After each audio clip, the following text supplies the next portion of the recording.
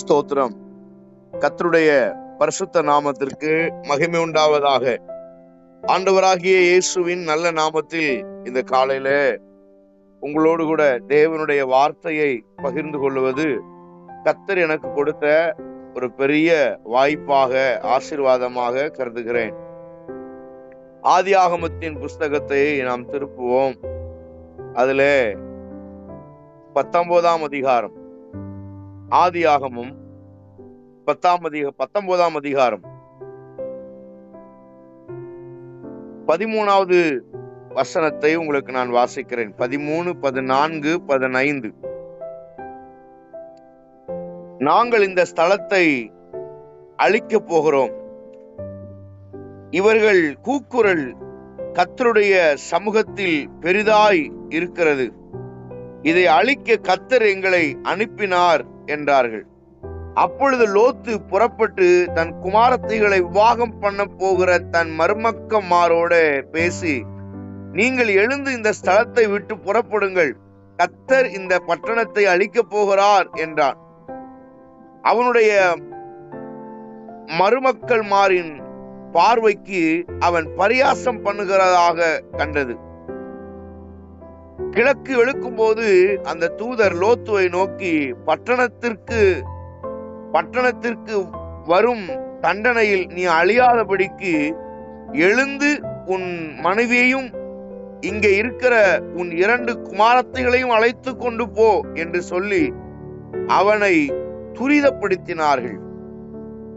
லோத்துவை குறித்து வேதம் சொல்லுகிறது. லோத்து யார் என்பது முதலாவது நாம் தெரிந்து கொள்ள வேண்டும்.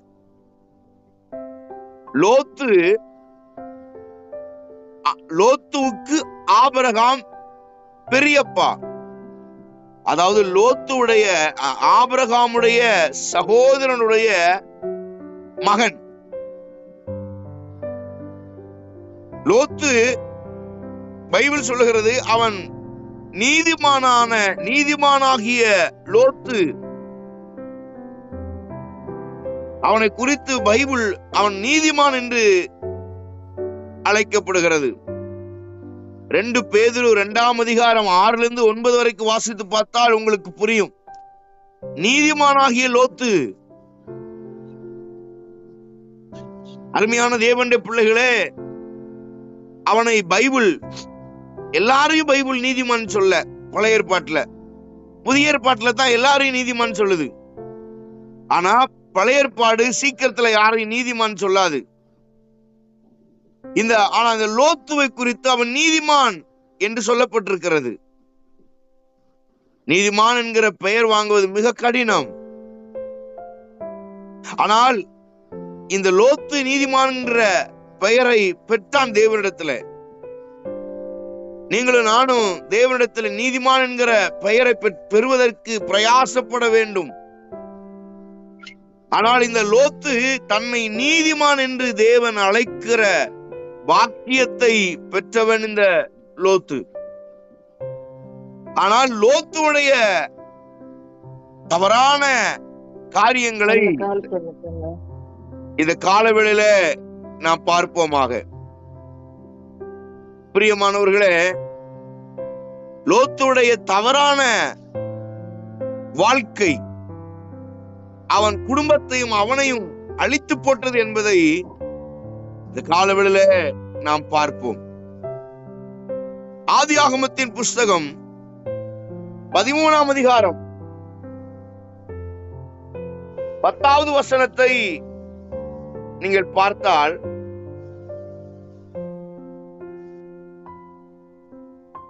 அப்பொழுது லோத்து தன் கண்களை ஏறெடுத்து பார்த்து யோர்தான் நதிக்கு அருகான சமபூமி முழுவதும் நீர்வளம். அதாவது இந்த சம்பவத்தை நீங்க படிச்சு பாத்தீங்கன்னா புரியும்.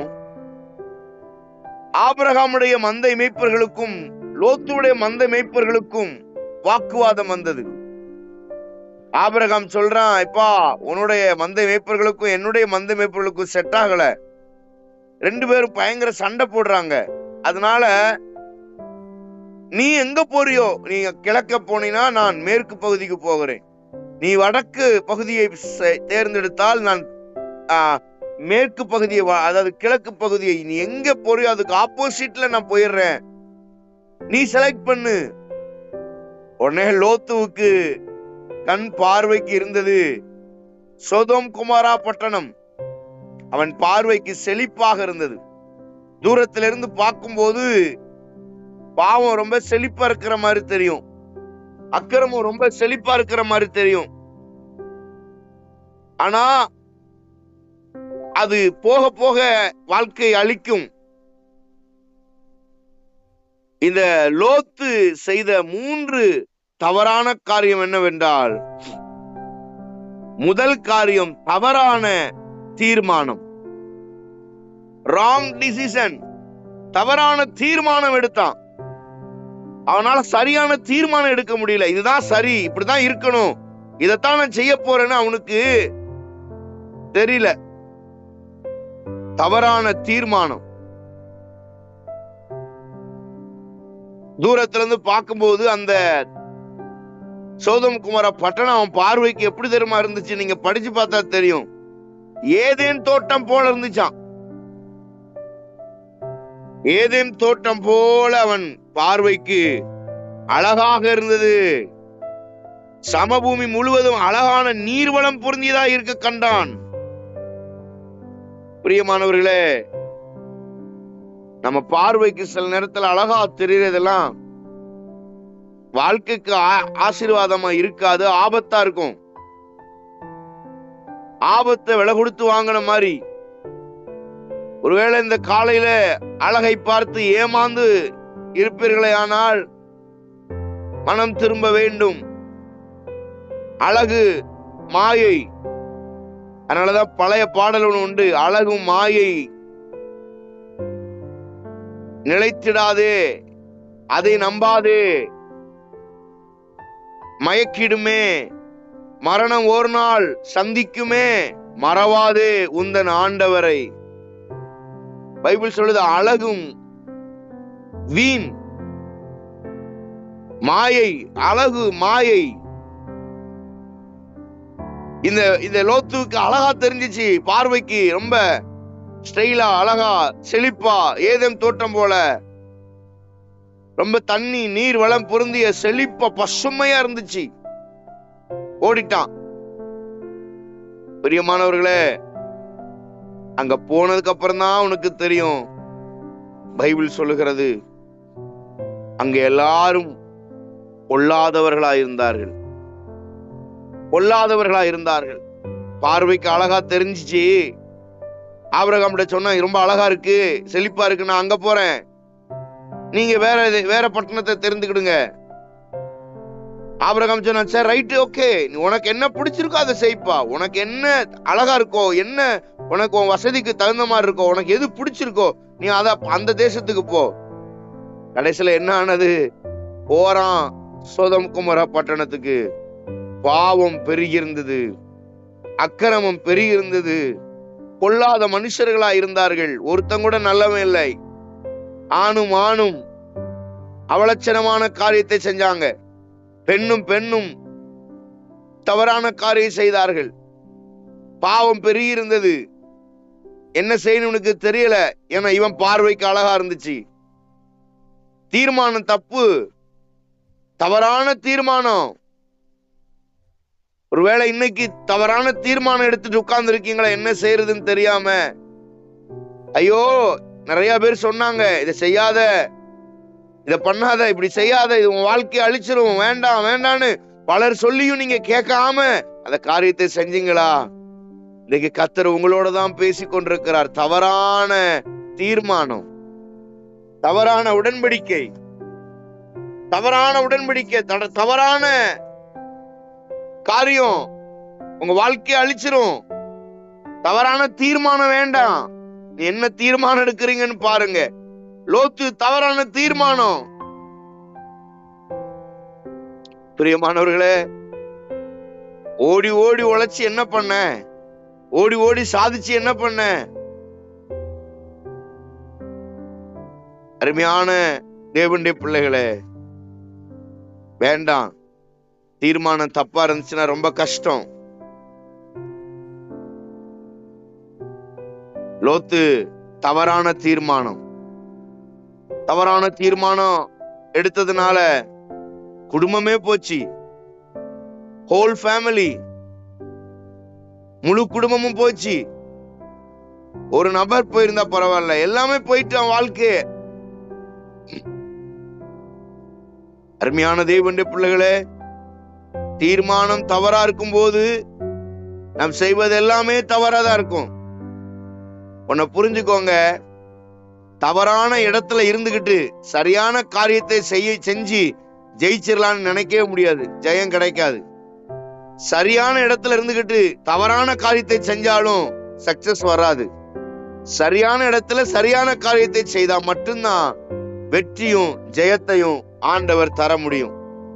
பிரியமானவர்களே, தவறான தீர்மானம் எடுத்தான் லோத்து. இரண்டாவது அவன் செய்த இரண்டாவது தவறு ராங் ரிலேஷன்ஷிப், தவறான ஐக்கியம். அருமை தேவ பிள்ளைகளே, அவனுக்கு தவறான ஐக்கியம் இருந்துச்சு. சரியான ஐக்கியம் அவன்கிட்ட இல்ல. சோதோம் குமார பட்டணத்துக்கு போறான். இவன் செலக்ட் பண்ண ஊர் தான். போறான். 13வது வசனம் பாருங்க, 13 சோதோமின் ஜனங்கள் பொல்லாதவர்களும் கர்த்தருக்கு முன்பாக மகா பாவிகளுமாய் இருந்தார்கள். எவ்வளவு கஷ்டம் பாருங்க.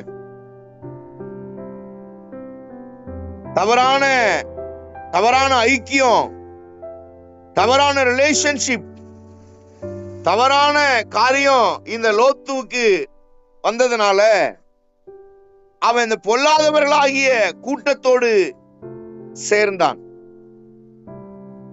அருமை தேவ பிள்ளைகளே, தவறான தீர்மானம் எடுத்துட்டீங்களா? உங்க ஐக்கியம் தவறா போயிருக்கா என்னன்னு நீங்க இந்த காலையில உணரும்படி அன்போடு கேட்டுக்கொள்கிறேன்.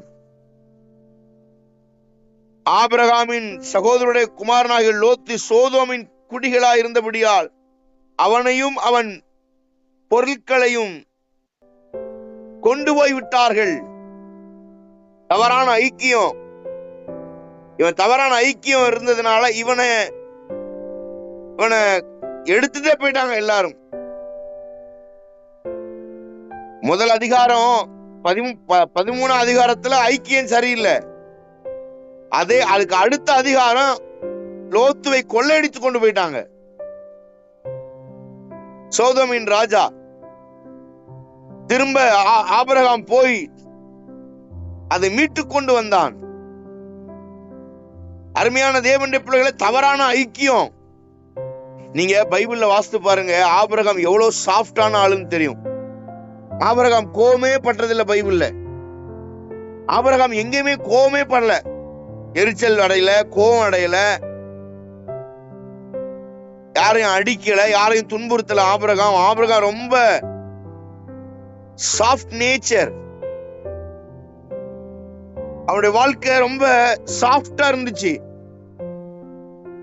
பெத்த பிள்ளையா ஈசாக்கு கொண்டு போய் பலி செலுத்த போகும்போது கூட மனமிட்டு சொல்லாம இவனை ப்ளீஸ் பண்ணி ஈசாக்கும் ஆபிரகாமும் தான் போறாங்க. ரொம்ப அன்பானவே ஆபிரகாம். ஆனா அப்பேற்பட்ட ஆபிரகாம லோத்துடைய தவறான ஐக்கியத்தினால கோபப்படுத்தி ஒரு பெரிய யுத்தத்தையே செய்ய வைக்கிறான். பிரியமான தேவனுடைய பிள்ளைகளே, உங்க தவறான ஐக்கியம் உங்களோடு இருக்கிறவங்களை கோபப்படுத்தும். உங்க தவறான ஐக்கியம் உங்களோடு நெருங்கினவர்களை, உங்களுக்கு வேண்டியவர்களை கஷ்டப்படுத்தும். ஐக்கியம் தப்புன்னா இப்பவுமே வெளியே வந்துருங்க. தவறான ரிலேஷன்ஷிப்னா இப்பவுமே தூக்கி தூர போட்டுருங்க. அருமையான தேவனுடைய பிள்ளைகளே, இவன் செய்த பெரிய தப்பு தவறான ஐக்கியம். அதை விட முக்கியமானது, சோதோம் குமார பட்டணத்திலேயே தான் 2 பிள்ளைகளுக்கும் மாப்பிளையும் பார்த்தான். ஆண்டவர் அருவருக்கிற அந்த பட்டணத்துல, ஆண்டவருக்கு பிடிக்காத அந்த பட்டணத்துல 2 பிள்ளைகளுக்கும் மாப்பிளையும் பார்த்தான் கல்யாணம் முடிச்சு கொடுக்க, தவறான கூட்டத்தோடு இணைக்கிறதுக்காக. தம் பிள்ளைகளையும் தவறான கூட்டத்தில் இணைப்பதற்காக திட்டம் பண்ணினான். நீதிமானாகிய லோத்து. நீ நீதிமானா இருக்கலாம், ஆனா உன் ஐக்கியம் யாரோடு இருக்கு? நீ பரிசுத்தவானா இருக்கலாம், உன் ஐக்கியம் யாரோடு இருக்கு? பாவம் ஆரம்பத்துல பளபளப்பாதான் தோன்றும், அழகாதான் இருக்கும், ஆசீர்வாதமா இருக்கும். அதனாலதானே நீதிமொழிகள்ல சாராயத்தை குறித்து சொல்லும்போது, சாராயம் பார்ப்பதற்கு பாத்திரத்துல பளபளப்பா இருக்கும், பார்க்க நல்லாதான் இருக்கும், ஆனா முடிவுல அது விஷம் போல இருக்கும், நரகம் போல இருக்கும், வாழ்க்கைய அழிச்சிரும். அருமையான தேவனுடைய பிள்ளைகளே, இந்த காலவேளையிலே உங்க ஐக்கியத்தை நீங்கள் யாரோடு வைத்திருக்கிறீர்கள்? உங்கள் ஐக்கியம் யாரோடு இருக்கிறது? யார் உங்களுடைய ஐக்கியம்? which person in relationship? யாரோடு உங்களுடைய உறவு இருக்கிறது? கர்த்தர் இந்த காலவேளையில உங்களோடு கூட பேசிக் கொண்டிருக்கிறார். தவறான தீர்மானம் எடுத்தாலும் உங்களுக்கு ஆபத்து தான், தவறான நபரோடு ஐக்கியமா இருந்தாலும் உங்களுக்கு பிரச்சனை தான். யாரோடு உங்கள் ஐக்கியம் இருக்கிறது? தவறான ஐக்கியம் இருந்ததுனால அவன் வாழ்க்கையில நிறைய இழந்துட்டான். ஆபிரகாமையே இழக்கக்கூடிய ஒரு சூழ்நிலை. ஆபிரகாமின் சந்தோஷத்தை இழந்தான். ஆபிரகாமோடு ரிலேஷன்ஷிப் இல்லாததுனால சோதம் குமோரா பட்டணத்தில் இருக்கிற அழிவோடு இணக்கமா இருந்தான். இவன் ஆபிரகாம் சொல்றான், என்னுடைய மந்த மேய்ப்பர்களுக்கும் உன் மந்த மேய்ப்பர்களுக்கும் ஒரே சண்டையா இருக்குப்பா, நீ ஒரு தேசத்துக்கு போ, நான் ஒரு தேசத்துக்கு போறேன், நீ போற தேசத்துக்கு ஆப்போசிட்டா நான் போயிடுறேன்னு சொல்றான். நல்லவன், நீதிமானுடைய ஐக்கியத்தை விரும்புறவன் என்ன சொல்லிருக்கணும்? பெரியப்பா வேண்டாம், நான் உங்க கூடயே இருக்கிறேன், உங்களை விட்டா எனக்கு வேற யாரும் வேண்டாம், எனக்கு தெரியாது, என்னை விட்டுறாதீங்க, நான் உங்க கூடயே இருக்கிறேன்னு சொல்லியிருக்கணும்.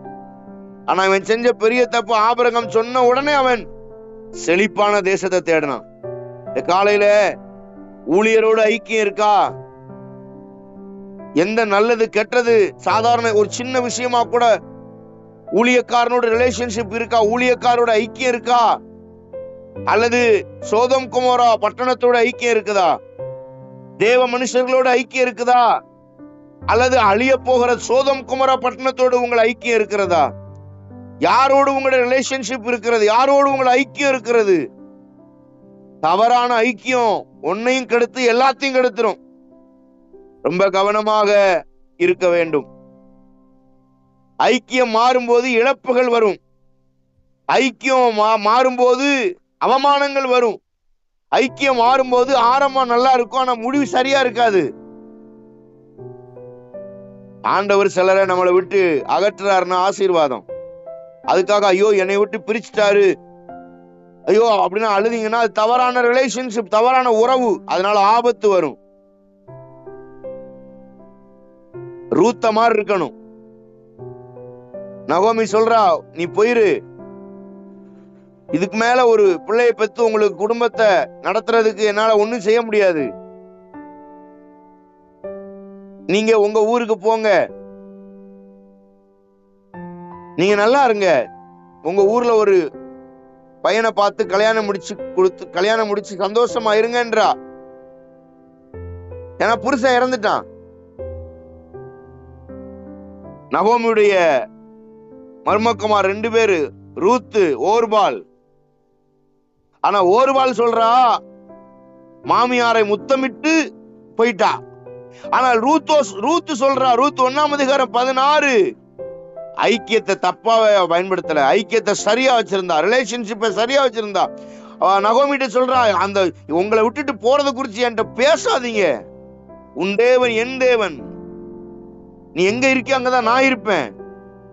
எப்படி பாருங்க, உறவு அதான் ரிலேஷன்ஷிப், அதுதான் சரியான உறவு. சூழ்நிலை பார்த்தோன்னே ஓடுறது கிடையாது, பணத்தை பார்த்தோன்னே ஓடுறது கிடையாது, கையில கொஞ்சம் காசு ஏறிடுச்சுன்னா கத்தரை மறக்கிறது இல்லை ஐக்கியம். சின்ன சின்ன ஆசா பாசங்களுக்கும் நன்மைகளுக்காகவும் பார்க்கிறதுக்கு கொஞ்சம் அழகா இருக்கிறத பார்த்த உடனே உங்க வாழ்க்கைய மாத்தி உறவுகளை மாத்துறதல்ல. தேவனோடு உள்ள உறவு சரியா இருக்கணும். அற்ப சந்தோஷத்துக்காக உறவுகளை மாத்தக்கூடாது. உங்க ஐக்கியம் யாரோடு இருக்கிறது? அதனாலதான் வேதம் சொல்லுகிறது, ஐக்கியம் பிதாவோடும் குமாரனோடும் பரிசுத்த ஆவியானோடும் உங்கள் ஐக்கியம் இருக்கணும். ஐக்கியத்தை மாத்தாதீங்க. ரூத்த மாதிரி தைரியமா இருங்க.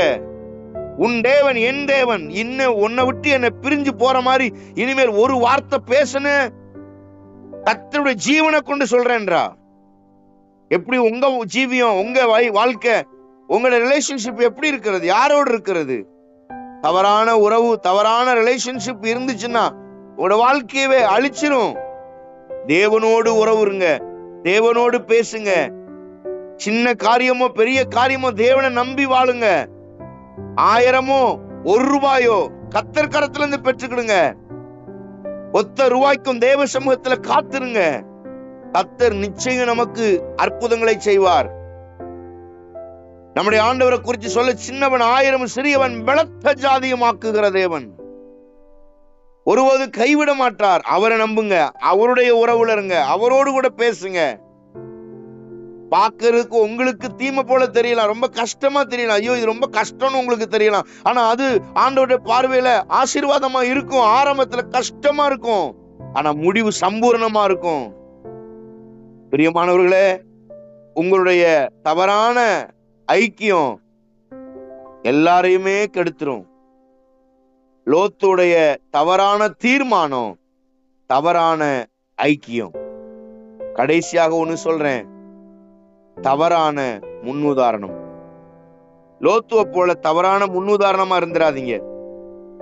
லோத்து எல்லாருக்கும் தவறான முன்னுதாரணம். ஆனா அவன் நீதிமான் தான் பைபிள் சொல்லுது. அவன் நீதிமான் பைபிள் சொல்லுது. ஆதியாகமம் 19ஆம் அதிகாரத்தை நீங்க வாசித்து பாருங்க. தவறான முன்னுதாரணம் சொல்லுவதற்கே மிக கடினமான ஒரு காரியம். ஆண்டவர் சொன்னாரு, லோத்து நான் இந்த பட்டணத்தை அழிக்க போறேன், உடனே 2 பிள்ளைகளை கூட்டிட்டு மனைவிய கூட்டிட்டு ஓடிரு. கடைசியில இவன் போற மாதிரி தெரியல. உடனே தூதன் வந்து அவங்கள கைய பிடிச்சு இழுத்து பட்டணத்துக்கு வெளியே கொண்டு போய் விட்டான். சில அறிவுரைகளை சொல்லியிருந்தார். சமபூமி எங்கும் நிக்காத, திரும்பி பார்க்காத, ஓடிரு. ஆனா லோத்து திரும்பி பார்த்தா உப்புத்தன் ஆயிட்டா. நீ உன்னை காப்பாத்திக்கிட்ட, ஆனா உன் மனைவியை விட்டுட்ட. உன்னை நீ பசுத்தமா காத்துக்கிட்ட, உன்னை நீதிமான ஆக்கியிருந்த, ஆனா மனைவியை விட்டுட்டியப்பா. இவ்வளவு உழைச்சி, இவ்வளவு ஜெபிச்சு, இவ்வளவு பரிசுத்தமா வாழ்ந்து, இவ்வளவு தேவ பயத்தோடு இருந்து மனைவியை இழந்துட்டு என்ன இருக்கு? நல்லா புரிஞ்சுக்கிடுங்க. நீங்க ரட்சிக்கப்பட்டு உங்க வீட்டுக்கார ரட்சிக்கப்படலன்னா நீங்க தோற்று போனவர்கள். நீங்க ரட்சிக்கப்பட்டு உங்க பிள்ளை ரட்சிக்கப்படலையா, நீங்க தோத்து போயிட்டீங்க. அதுல என்ன இருக்கு ஜெயம்? பிள்ளைய அடக்க முடியலையே, பிள்ளைய சரி பண்ண முடியலையே, பிள்ளை எதிர்த்து பேசுது, மனைவி எதிர்த்து பேசுது. அப்ப நீங்க யார்? நீங்கள் தோற்று போனவர்கள். பைபிள்ல நிறைய தோத்து போனவங்க இருக்கிறாங்க. ஆபிரகாம் ஆசீர்வதிக்கப்பட்டவன், ஆனா ஆதாம் தோற்று போனவன். நீங்க பைபிள் ஆபிரகாமுடைய ஆசீர்வாதம் வேறு. நீங்க புதிய ஏற்பாட்டுல, பழைய ஏற்பாட்டுல ஆபிரகாம், மோசே ரொம்ப கரெக்டா இருந்தாங்க. ஆனா நிறைய பேர் தோத்து போயிட்டாங்க. ஆரோன் தோத்து போனான், முதல் ஆசாரியன், இஸ்ரவேலுக்கு முதல் ஆசாரியன். ஆனா தம் பிள்ளைகளை ஒழுங்கா வளர்க்காம விட்டான். பிள்ளைகளை சரியா வளர்க்கலன்னா நீங்க தோத்து போயிட்டீங்கன்னு அர்த்தம். சாமுவேல் பெரிய தீர்க்கதரிசி,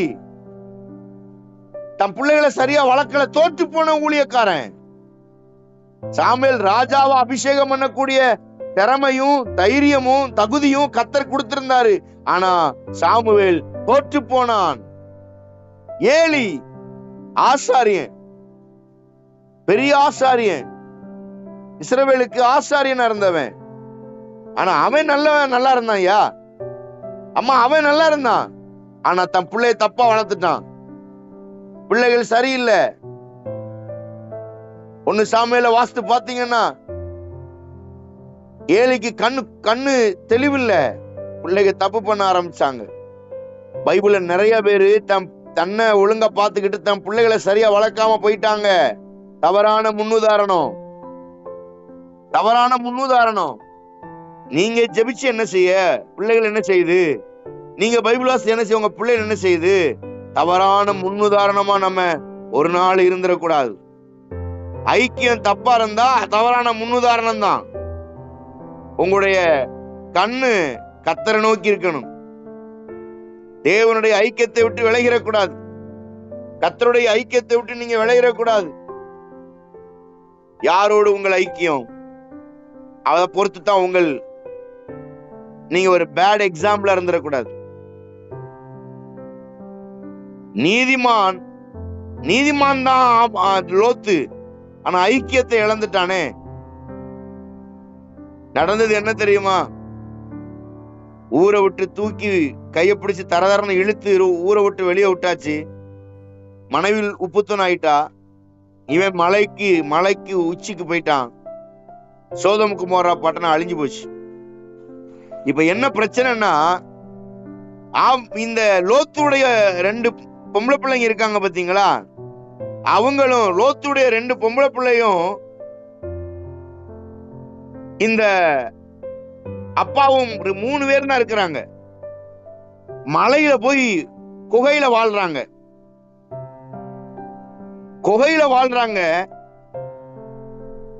ஆதியாகமம் 19ஆம் அதிகாரம் 30-38 வரைக்கும் வாசித்து பாருங்க, தெரியும். இந்த 2 பிள்ளைகள் நினைச்சாங்க, இனி அப்பா நமக்கு கல்யாணம் முடிச்சு கொடுக்கிற மாதிரி தெரியல, அதனால என்ன செய்வோம், இன்னைக்கு அப்பாவுக்கு மதுவை குடிக்க கொடுத்து நான் அவரோட சேர்றேன், அவரை சைனிக்கலாம். நாளைக்கு நீ பெத்த பிள்ளைகளே, பொம்பளை பிள்ளைகள் அப்பா மூலியமாகவே குழந்தை பெத்தாங்க.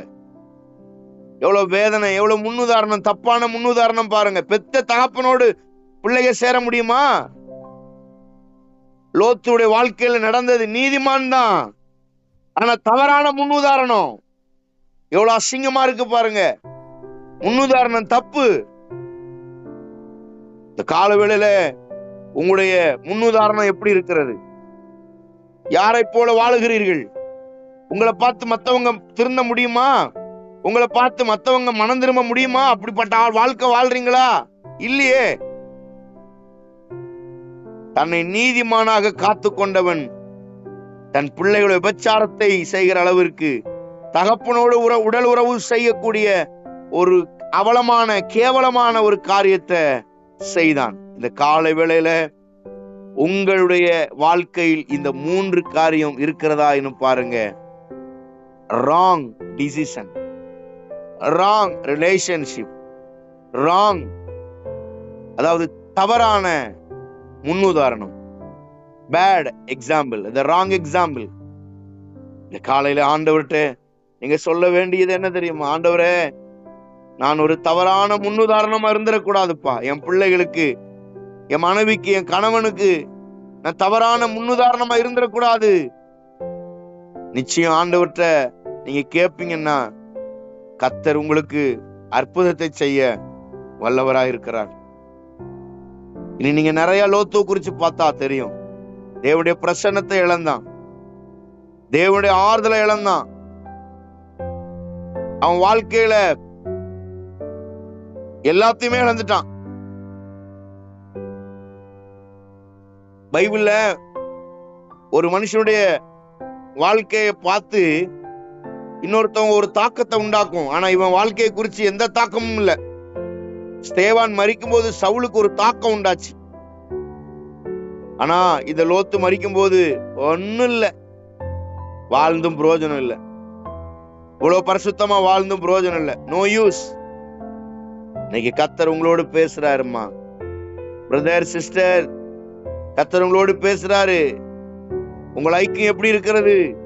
உங்களுடைய உறவு எப்படி இருக்கிறது? தேவன் பிரசன்னத்தை இழக்கிறீங்களா? தேவனுடைய ஆறுதலை இழந்திருக்கீங்களா? யாருக்குமே ஒரு தாக்கத்தை உண்டாக்காம இருக்கீங்களா? எல்லாருக்குமே தவறான முன்னுதாரணமா இருக்கிறீங்களா? உங்க தீர்மானம் தப்பா இருக்கா? இந்த காலையில ஆண்டவரே என் தீர்மானத்தை நான் சரியா வச்சுக்கிட, சரியான வாழ்க்கை வாழ உதவி செய்வீராக என்று நாம் சொல்லுவோமானால் கர்த்தர் நமக்கு உதவி செய்ய வல்லவராயிருக்கிறார். ஜெபம் பண்ணுவோமா? கண்களை மூடி இருக்கிற இடத்துல கண்ணை மூடி கையை உயர்த்தி ஆண்டவர்கிட்ட கேளுங்க. ஆண்டவரே, இன்னைக்கு செய்தி கேட்டது போல என் ஐக்கியம் சரியா இருக்கணும்ப்பா.